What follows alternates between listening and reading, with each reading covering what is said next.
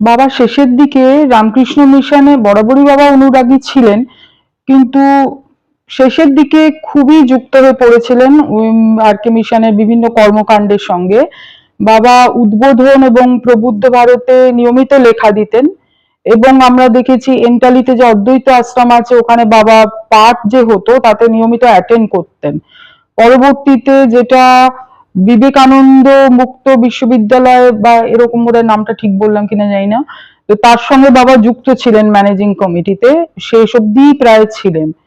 এবং বাবা তো নিজে বই পড়তেনই যথেষ্ট, কিন্তু আমাদের বাড়িতে প্রতি বুধবার বিকেল বেলা একটা পাঠচক্র হতো। আমাদের প্রতিবেশী কিছু ফ্যামিলি থেকে যারা অনুরাগী তারা আসতেন, শ্রীরামকৃষ্ণের ওপর লেখা বই থেকে পাঠ করতেন, মূলত বাবাই করতেন। এটা কিন্তু নিয়মিত বাবাই প্রধান উদ্যোক্তা হয়ে এটা চালাতেন।